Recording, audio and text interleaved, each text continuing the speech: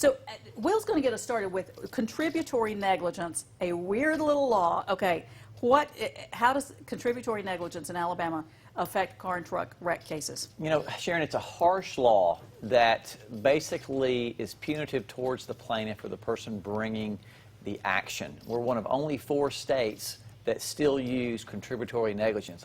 It shocks me that Alabama's on the cutting edge of law. However, contributory negligence basically states that you cause or contribute to your injury or the wreck in any way, you cannot recover damages. So let's put that in a practical sense, and it's a harsh example that I use. But let's say Sharon and I are coming up to a 4-way stop. I'm drunk, steering with my feet, going 110 miles an hour with my head hanging out the sunroof, and got a bottle of whiskey in my hand.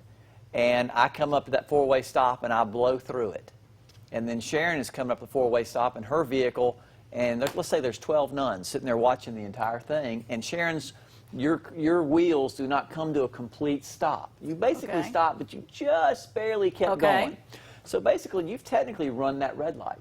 So if I come through there and I hit your car, even with what you described you're doing, even if I'm acting super crazy, and then I come through that, I injure you, the Alabama law of contributory negligence states you cannot recover from me under those set of facts. At all. And the insurance at all. And so the insurance companies know that. So all the questions are designed when the insurance company contacts you after the wreck. Where were you going? Were you late? Were the kids in the car? Were you distracted? Was there anything going on that day? What was the speed limit? If you say it was 50 and it was really 45 and you're going 50, you're done. Because the contributory negligence basically states if you contribute, whether it's violating the law, such as Sharon did by rolling through that stop sign. So it's very harsh in Alabama law, so you have to show that the other person was 100% liable in the wreck.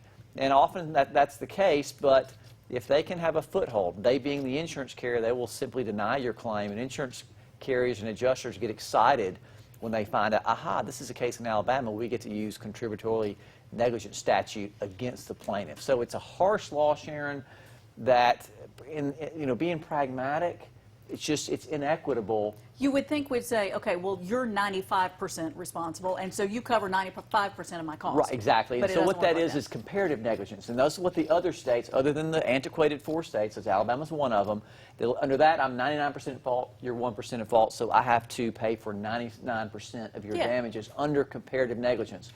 And so it oftentimes, leaves the plaintiff, shortchanged. Yeah. And it's sadly, talk to your congressman, your state representative. Maybe there would be an address. But the insurance lobby, to be quite honest, is so powerful.